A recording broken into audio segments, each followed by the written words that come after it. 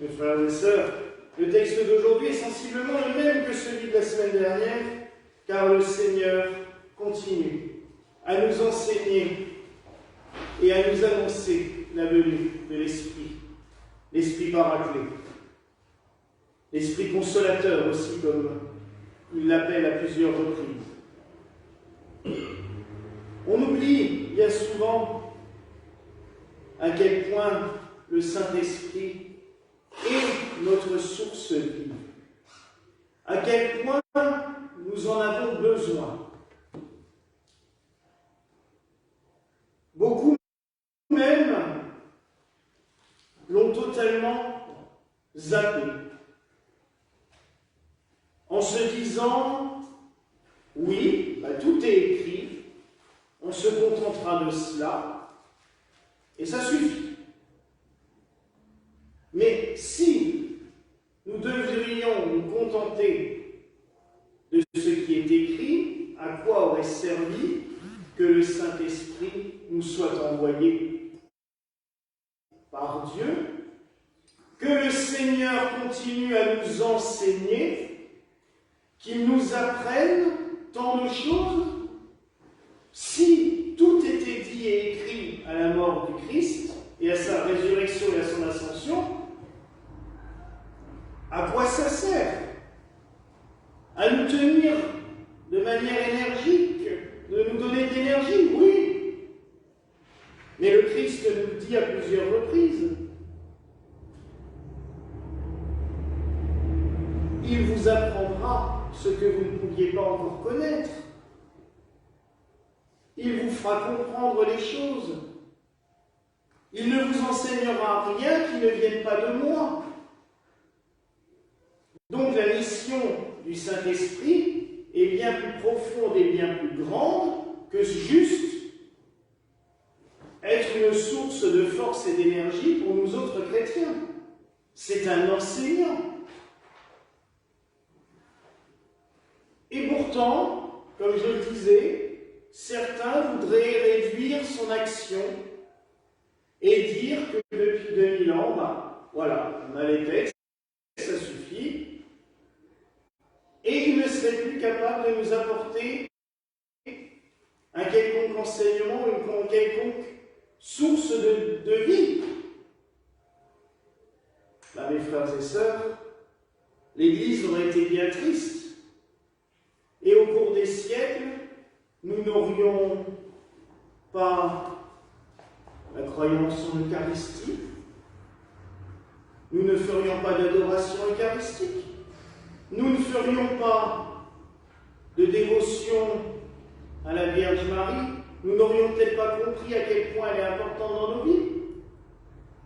Tout ce qui a été inspiré dans l'Église depuis 2000 ans, et je dirais même les apparitions qui ont eu lieu de la Vierge du Christ n'auraient jamais eu lieu si Marie, si l'Esprit Saint n'avait pas été là pour insuffler, si la force de Dieu n'avait pas été là pour permettre ces choses.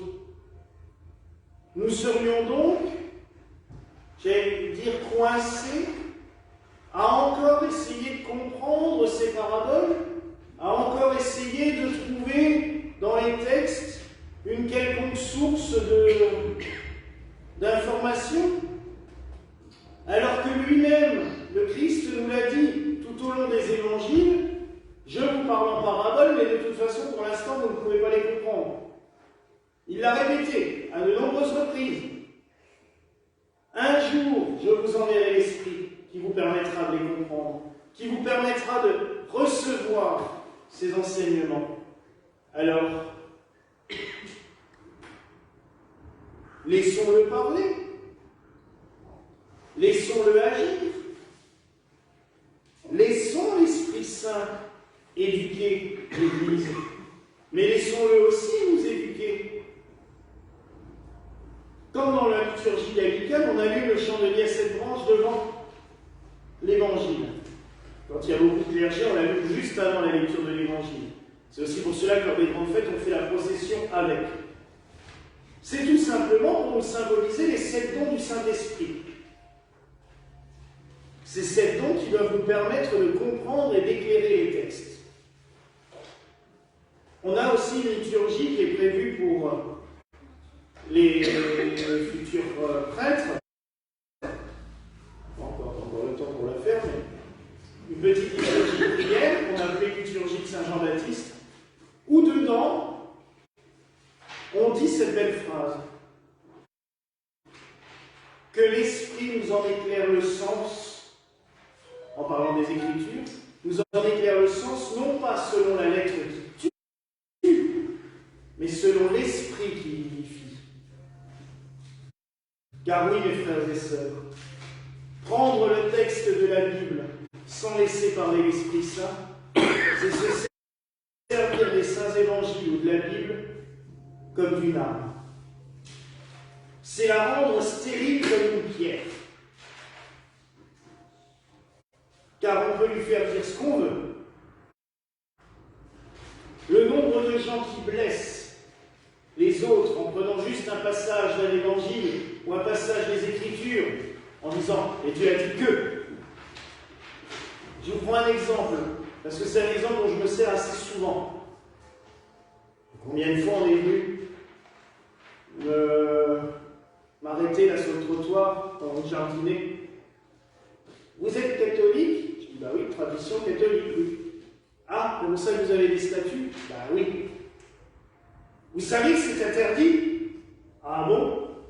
Oui. Dans le livre de l'Exode au chapitre 20, Dieu interdit de faire des statuts. Je dis oui, et vous avez lu le chapitre 25? Ah non, pourquoi? Je dis parce que dans le chapitre 25, il dit de faire des statuts. Ah, ça dépend du contexte. Oui, dans l'Exode au chapitre 20, il gueule contre le veau d'or, qui est une idole païenne, en plus. Mais au chapitre 25, Dieu ordonne à Moïse de faire des statues de 2 chérubins pour les placer au-dessus de l'arche d'alliance. Ah, mais ça, ce passage-là, ils ne le connaissent pas, parce qu'on ne veut pas leur apprendre. Ben non, si on se sert des Écritures de manière dictatoriale, on peut leur faire dire ce qu'on veut, en prenant juste des petits passages, sans les mettre dans un contexte, sans les mettre dans un contexte historique, un contexte spirituel. J'avais un ami pasteur qui, pour un de ses examens de théologie, devait faire une prédication. Mais on leur avait demandé justement de faire quelque chose de totalement absurde. Il a réussi à faire une prédication avec que les citations de la Bible. Que ça, d'un bout à l'autre. Où il justifie les génocides et la torture. Ben oui, en prenant que des morceaux de phrases, des fois juste 2-3 mots, en les coupant comme ça et en les mettant bout à bout, on peut faire dire ce qu'on veut. Et ça m'avait marqué quand il m'avait raconté ça. Je me suis dit, c'est tellement cela.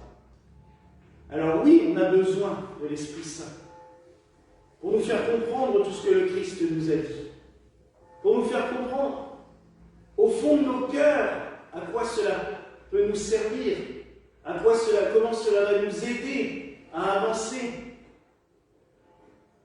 Il nous faut l'Esprit Saint en tout lieu et en tout temps. Car c'est Dieu, réellement. N'oublions pas non plus. L'Esprit Saint, c'est la 3e personne de la Sainte Trinité. On en a besoin. On a besoin de lui, car il est notre enseignant. Il est notre éducateur. Il est celui aussi qui permet toutes sortes de manifestations spirituelles ou mystiques. Quand des fois nous avons tout d'un coup une idée, on se dit tiens, je sais pas pourquoi je fais ça, pourquoi maintenant?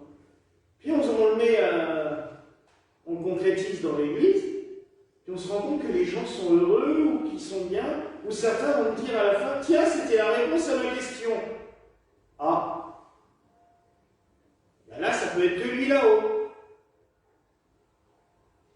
Quand j'arrive à blablater pendant 15 minutes à chaque messe, et qu'à la fin on me dit tiens, tu as répondu à ce que je pensais, ou ben, ça doit bien venir de quelque part, parce que j'écris toujours rien, et la plupart du temps, je refuse même de lire les textes avant la messe pour être sûr que ce ne soit pas mon cerveau et mon mental qui inventent des choses ou qui essayent de se casser la tête, mais que ce soit vraiment l'Esprit qui nous éclaire. Alors oui, dans nos vies, à chacun, laissons parler l'Esprit Saint. Laissons-nous inspirer par lui. On ne le demande pas assez. Dans 10 jours, nous allons célébrer l'Ascension.